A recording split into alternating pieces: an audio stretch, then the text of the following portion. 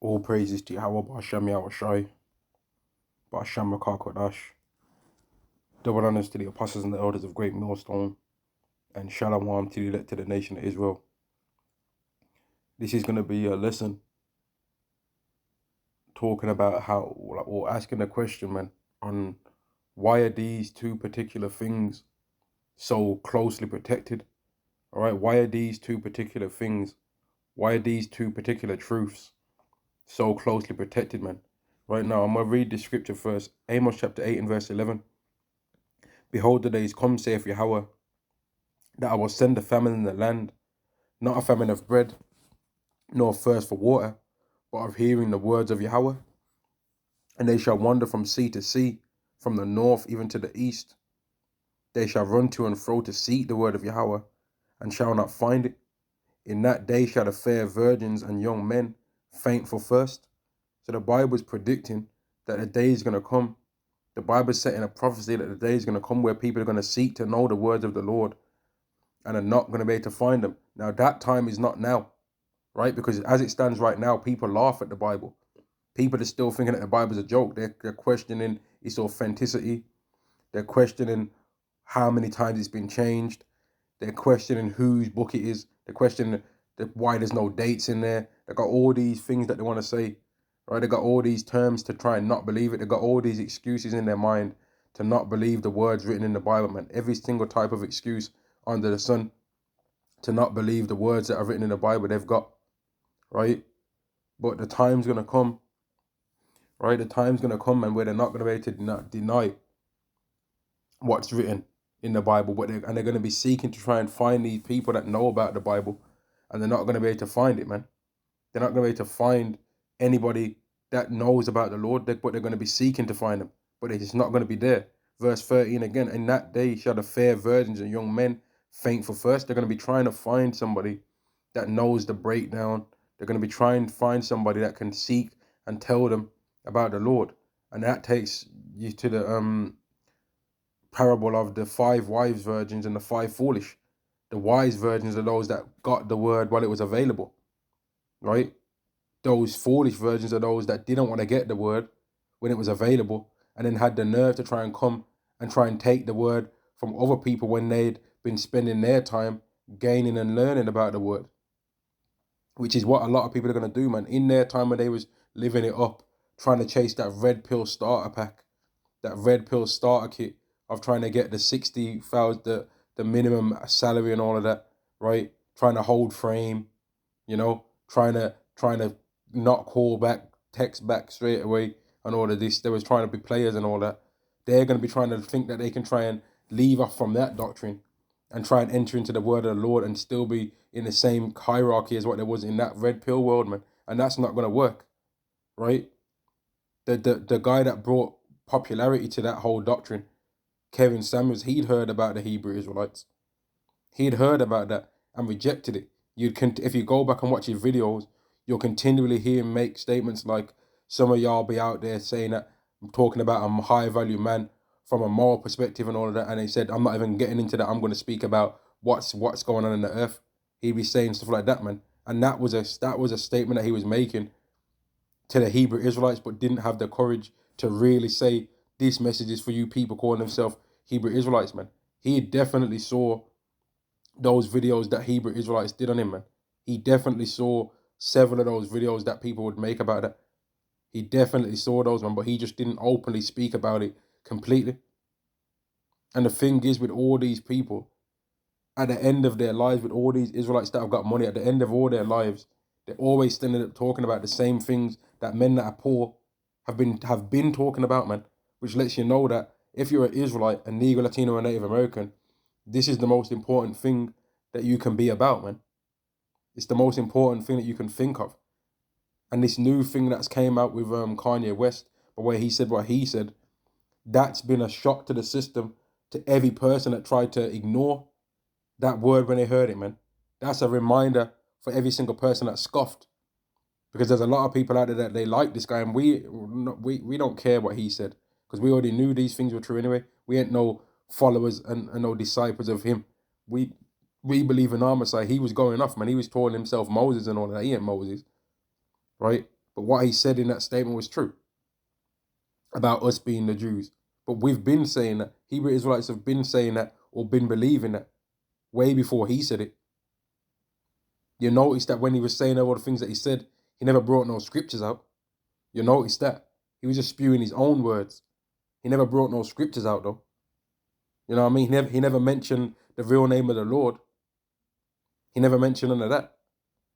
When he's had the platform given to him several times, been able to speak freely, but he's rather talk about P. Diddy instead of saying, and the real name of the Lord is this. How comes he never said that?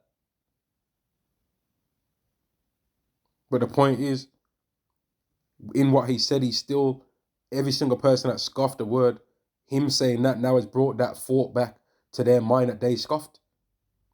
It's brought it back to their mind that, damn, even he's talking about this. Even he's talking about it. And it's been a remembrance to all these people that in their past have been scoffing, man. In the past, all these people that have threw beer cans at Hebrew Israelites, that have threw water bottles at them, that have spat on them, that have called up their jobs. It's a reminder to all these people that no, this word is still growing. This belief is still growing. It's not getting weaker. It's still growing, man. And it's going to get to where people that are leaders of countries are going to soon mention these things, man. And every single person that scoffed in the past, he's going to remember that in the times past that they scoffed, man. Amos chapter 8 and verse 11 again. Behold, the days come, saith Yahweh, that I will send a famine in the land, not a famine of bread, nor thirst for water, but of hearing the words of Yahweh. So that soon the time's going to come where people can't hear the words no more. They're not going to be able to hear it. And then the people are going to regret that they watched those Hebrew Israelites videos and then turned it off because the people that was talking on the street didn't have the swag that they require to be able to listen to someone. Or because they weren't pushing making money in this world, or because they was too negative, or because they were shouting too much, you know what I mean? Or because they swore, or because they had a beard on their face, or because they didn't have a shape up, you know? But they didn't acknowledge the things that these people were saying. You know what I mean? They're going to be judged for that, man. Verse 12. And they shall wander from sea to sea, from the north even to the east. They shall run to and fro to seek the word of Yahweh, and shall not find it. In that day shall the fair virgins and young men faint for thirst. Now, the main point of this lesson was to talk about two particular truths that are heavily protected, man. Right? That right now, if you talk about these things, it's getting taken down, man. Right? Where in times past, you could speak about these things a bit more freely, even really 2 years ago, man. Even 2 years ago, you could speak about these two particular things more freely and not be having to have these things taken down. You could say the words in plain terms and didn't have to speak it in a parabolic way, man, in order to get the message out. So it's already happening. Now, the first thing is about who the chosen people are, right? Who the real chosen people are.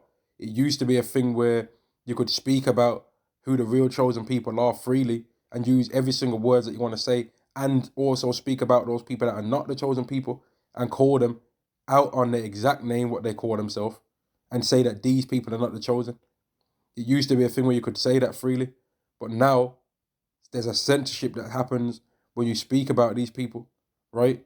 There's a censorship that happens when you speak about these people, man. So that's the first truth that's heavily protected about on who those people really are, right? Those people that have a link to 1948. There's a heavy protection on who those people really are. There's a heavy protection on being able to speak about who those people really ain't and who those people really are. You're not allowed to do that freely. You have to speak about it in a parabolic way now.